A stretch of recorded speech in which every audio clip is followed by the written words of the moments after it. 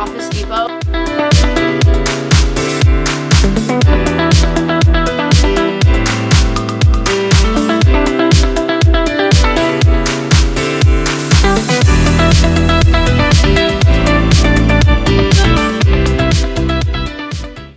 So today I'm going to be filming, as you could probably tell from the title, a back to school hacks video. And I used to do like so many of these back in the OG days, back in the berry pink lips days, if you guys remember. And I'm bringing them back because I feel like I haven't done them in a really long time. So here we are. And this video is sponsored by Office Depot, which is so exciting to such a person with OCD like me. Like the fact that I could go crazy with the office supplies in this video just had me really excited. And I pulled together all my deepest, darkest school hacks that I would usually not share with anybody because I was so competitive in school. Like I wouldn't want other people to get better grades than me, which is kind of evil. I bought everything I needed to on Office Depot's website, and when I tell you they had everything that I was looking for, I'm not kidding. And the fact that they had so much variety made my shopping experience so easy. They're gonna be having low prices all throughout the summer, so before school starts, go get your hands on some. They're basically the one-stop shop, and they don't just sell like school supplies, office supplies. I also got a printer for literally 50 bucks, and the desk that you're about to see me like do all my work on, I also got from their website. And my fellow college students that are always banging on a budget because tuition is so expensive, you're gonna be saving a lot of time and money. You can use my code for $5 off your purchase of $25 or more in store or online. I will have that in the description box. So without further ado, let's go ahead and get started with all my tips for this video. So all throughout high school and college, I would get really good grades, which I'm not like trying to show off. I'm trying to show that I'm credible when I say that. And my friends would be like, how do you get good grades without even studying that much? And that all comes down to the method that you use, your organization, discipline, etc. So I'm gonna be sharing all the things that I do to get good grades without burning myself out. So there's this thing called the Kaizen Method, which I think originated in Japan, that I learned about like when I was younger, that my parents taught me about, because my parents were always very strict. Not like strict as in like, well, kind of strict. Watch my foreign parents and the strict weird rules video if you want to get a little bit more into that. I feel like I'm short. Sit on this pillow right now.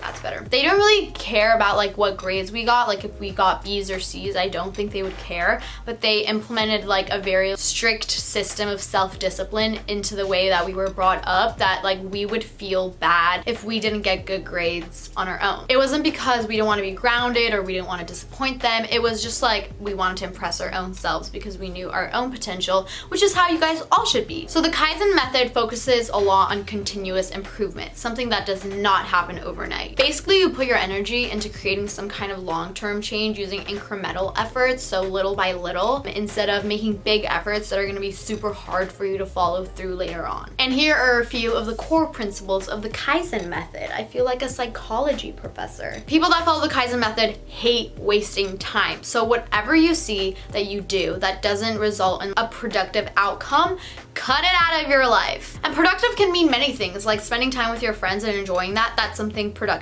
But literally doing something where you have nothing beneficial come out of it, that is wasting your time, and you need to determine those things and remove them from your daily routine. And they also value giving yourself time to self-reflect. Like I know people that have been getting really bad grades since they could ever remember, and they have been using the same method of studying ever since they can remember. So it's like, if you keep doing the same thing and you keep getting the same outcome, you want to change your outcome, maybe you should, change what you're doing, like what's causing that bad outcome. So in order for you to do that, you need to kind of look back, see what you're doing wrong, continuously do little things to change it, and those little things are what's going to get you to the big end result that you want to get to. So now that I've given you my main idea, I'm going to give you some tangible steps that you can actually incorporate into your life, into your studying life, and try out for yourself, see if they help, and hopefully they do. Number one, you have to keep some sort of agenda. It doesn't have to be the traditional way. I like to do the traditional way, but something that you can keep track of things. Like I had a friend who would literally just list everything that she had to do. It was like an ongoing to-do list that would be like a whole notebook. If that works for you, great, do it. I like to keep a color-coded agenda. So every pen color is a label for a different category of something that I have to do, whether it be like personal life, a test, homework. You can pick your color. Like pink is my favorite color, so I like to do that for like my personal life because it's more fun. Like when will my dog not bark in the back of a video? We will wait for that moment. That way we can keep track of any important due dates, meetings, appointments, etc.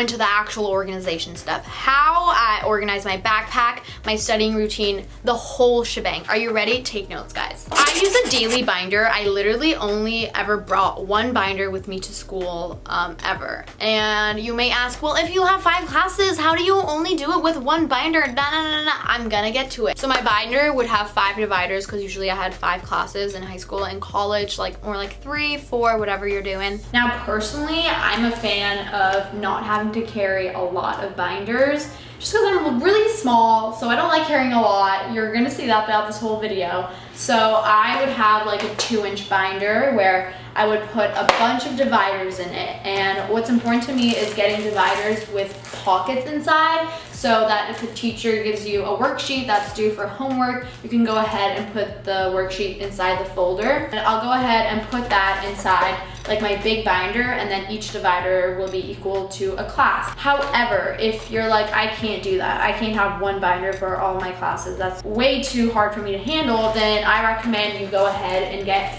2 different binders. These are like 1-inch binders, and you can separate them to like, this is my humanities binder, so I have English, language, history in this binder, and then this is my STEM binder, so I have science and math in here. So I'm gonna show you how I would do it if I only had one binder. So I'm gonna use this one. This one is 2 inches, I think. So let's say you have math, English, science, history, and then language. If you're taking 8 classes, go you. That's never been me. I just can't handle that. So I'm gonna go ahead and use 5 dividers for my daily binder. I use my daily binder for each class for like a whole chapter. So you may ask, okay, well, what do you do when the chapter is over? When the chapter is over, you have all these notes, all these previous tests, quizzes, homework, all related to that one chapter. Now, if you kept that in your binder, obviously you would run out of one binder for 5 classes super fast. So what I do is I'll have 5 binders corresponding to each class that I keep only at home, like in my office or in my study space at home. And these are really fat, thick binders. They're like 3-inch binders, and they're like my archives for each class. Okay, so basically I have this thing that I like to call the archiving system, and for this you will need a huge binder and then these big tab dividers. Usually when you're going through subjects in school, we go through chapters, right? So after we're done studying a certain chapter, I like to take that from my daily folder and insert it into a very big folder like this one. So I'll basically empty out, like clean out my daily binder, and I'll transfer it to my archives. And then I separate like the notes from the tests, from the quizzes by using these dividers. We're gonna go ahead and take these tabs out and then label them.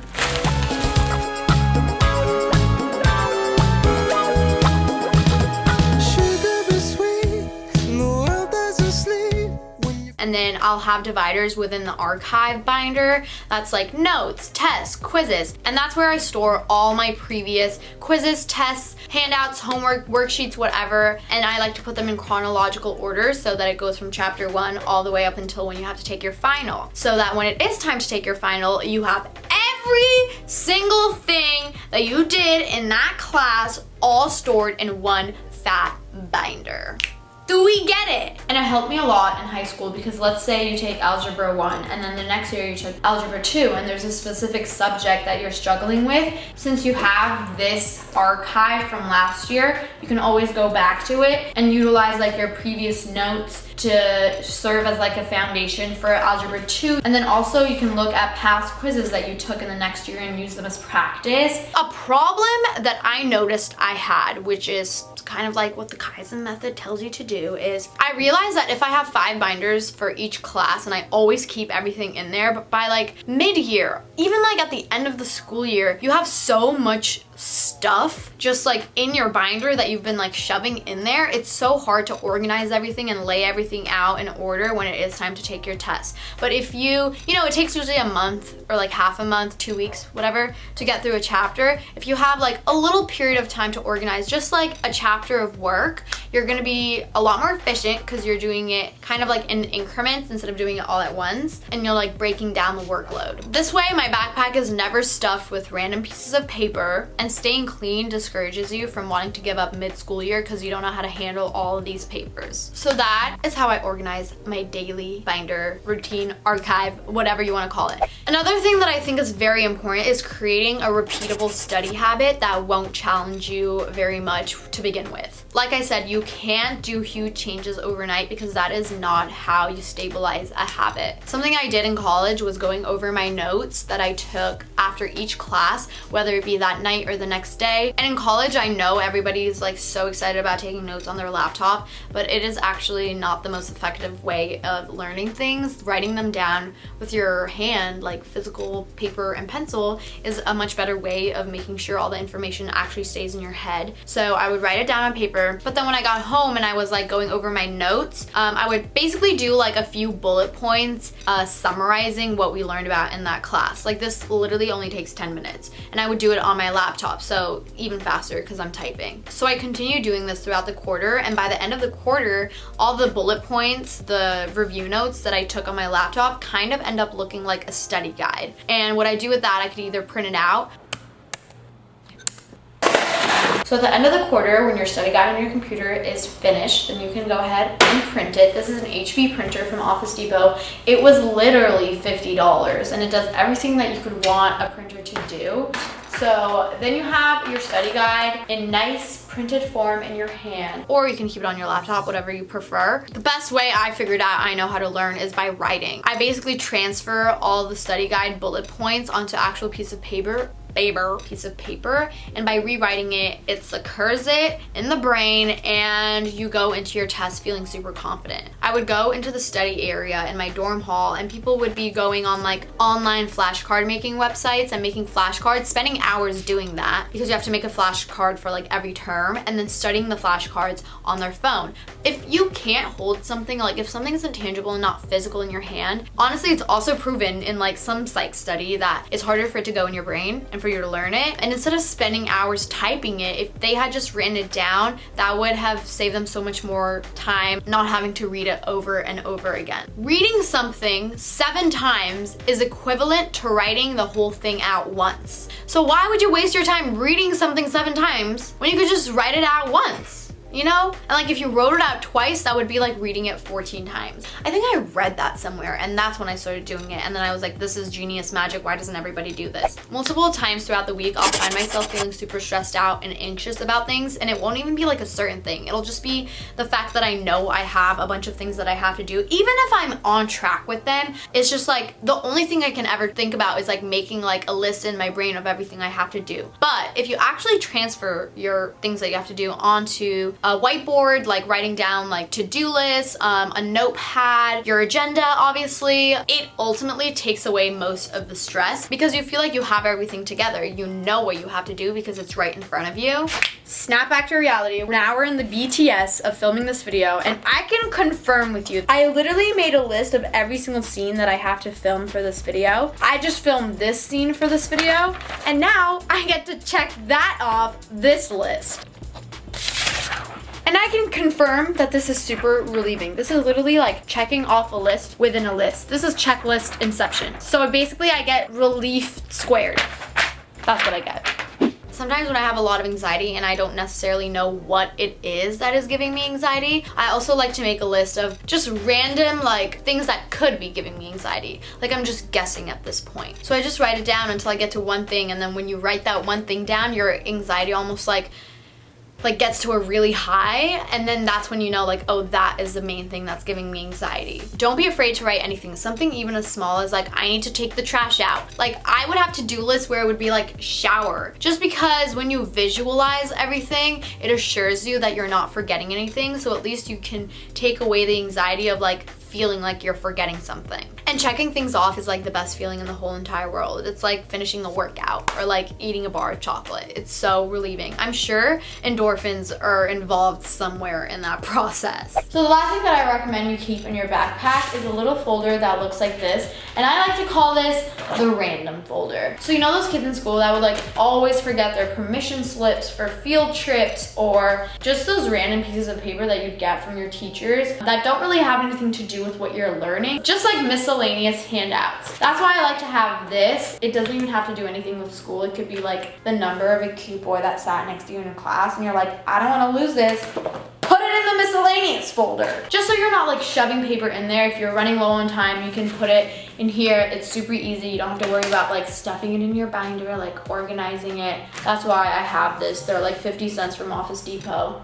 Get it. So those are all my back to school hacks and tips, every way that I stay organized kind of. Ta-da, that is it. I hope you guys enjoyed this video. Thank you so much to Office Depot for sponsoring this video and satisfying my personal OCD-ness. This video made me miss college like 100 times more than I already had. Now I look forward to next year even more. That is all. Thank you guys so much for watching this video and I will see you in my next one. I love you guys so much all the way to Pluto and back. Bye.